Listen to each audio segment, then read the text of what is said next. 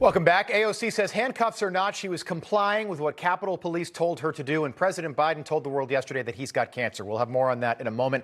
Let's welcome back in attorney and Republican strategist Aaron Elmore, National Advisory Board member for Project 21 and radio host Christopher Arps, and former National Press Secretary for the Trump campaign and Principal Deputy Press Secretary at the White House, Hogan Gidley.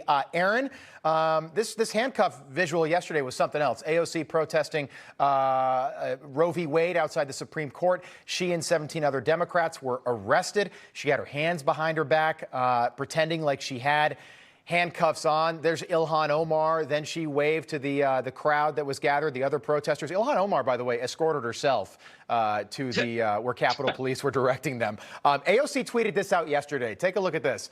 AOC claims that, there's the hand. No faking here. Putting your hands behind your back is best practice while detained, handcuffed or not, to avoid escalating charges like resisting arrest. Aaron, what do you make of this?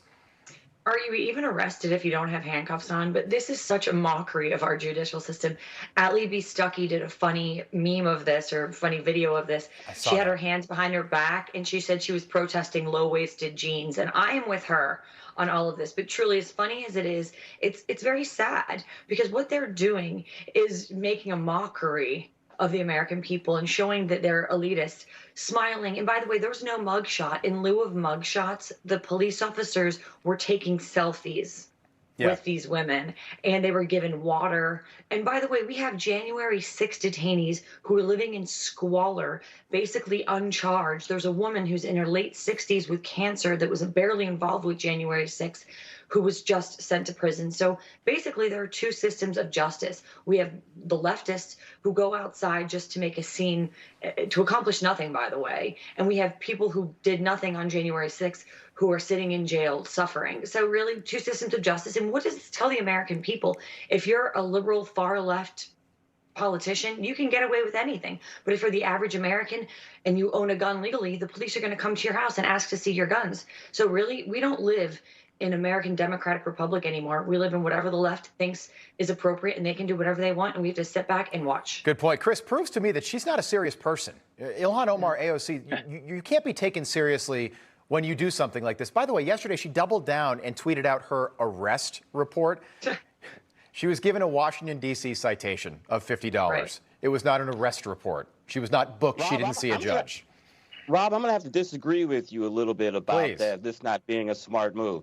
Almost immediately after that picture was taken of AOC allegedly with her hands behind her back, a fundraising letter went out with her and other squad members with their hands behind their backs, and they raised a great deal of money, I bet you, from that picture. So may not be as maybe a little smarter than we think there. Hogan, you agree?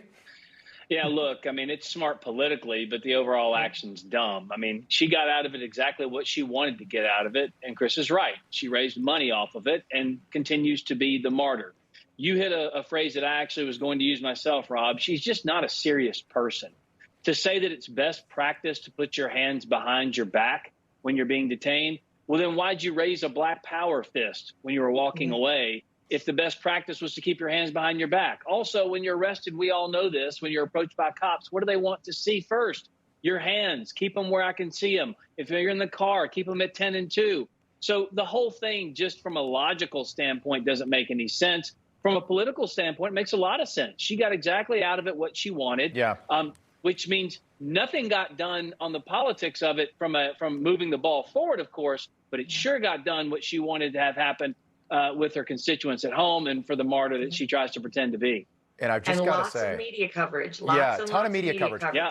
And I've just got to say, so if you were watching Wake Up America yesterday, we were talking about this. Gallup had a poll that came out yesterday, and it said that 11% of Americans, only 11%, have confidence in the TV news, that the TV news is trustworthy. Yeah. And it's because NBC and CBS, they tweeted out pictures from their accounts taken from the front. So it looks that like AOC and Ilhan Omar are literally being like frog marched out of the, into a paddy wagon or something like that. And it's just to say it's not it's just a lie. It's just deceptive. You're deceiving the audience there. Okay, Joe Biden yesterday visited this coal plant in Massachusetts, well, the site of where a former coal plant used to be in Somerset, Mass. Hundreds of people lost their jobs when this plant closed years ago. Joe Biden told the crowd there in the press corps that he has cancer or had cancer. Either way, take a listen. A lot of people were confused. I just lived up the road. In an apartment complex when we moved to Delaware. And just up the road to a little school I went to, Holy Rosary Grade School. And because it was a 4-lane highway that was accessible, my mother drove us, and rather than us be able to walk. And guess what? The first frost, you know what was happening? You had to put on their windshield wipers to get literally the oil slick off the window. That's why I and so damn many other people I grew up have cancer, and why can't for the longest time. Delaware had the highest cancer rate in the nation. Okay, Aaron, take us through that. Think about this. Our 79-year-old president said that's why I and so many other people from Delaware have cancer. So the press corps says, wait a second, is there something going on that we don't know about? The White House spent the day backtracking those comments yesterday and saying that basically the president was referring to moles that he's had removed, non-malignant moles that he's had removed over the years as a result of sun exposure in his youth. But that was pretty scary to hear that yesterday. Every time President Biden opens his mouth, everything he says is scary to hear. The gaffes just keep on coming, but I hate to say this. He's been in Washington for nearly 50 years, and basically everything he said is a lie. He said he graduated from the top of his class at law school, the outstanding political science major, all false. He has been telling lies for his whole political career. And only in Washington Democrat politics can you get rewarded and move up the ranks by being an abject failure and an absolute liar. Arrested protesting with Nelson Mandela, also a lie. So basically, every time he is speaking, falsehoods come out. And I think that's why the poll numbers in part are so low. We can't have the leader of the free world, metaphorically perhaps at this point, saying that he has cancer, and then we walk it back and say he had a few moles removed. I mean, that's why these polls are so low. I don't know what else to say at this point. He's a liar. He's been a liar. He's always a liar, and yet he's in the highest office in the land, if not the world. I'm just shaking my head and just praying that the midterms go well. But who knew Delaware was so dangerous and it was such a rat hole? It was so dirty and gross. I thought Delaware was great. And by the way, if Delaware gave him cancer, he sure goes back there a lot every weekend from the White House instead of doing work. So why is he going back to the same place that gave him cancer, apparently? Is it giving him cancer again? Does everybody in Delaware suffer from cancer because of these oil slicks falling out of the sky? It's kind of a weird thing to say about your home state. Again, everything he says is just untrue. These anecdotes, when he goes off script, make it even more difficult for the White House press shop to try and clean up because they're just fake. They're not based in reality. One more thing. I think that these oil slicks are the reason why he fell off his bike.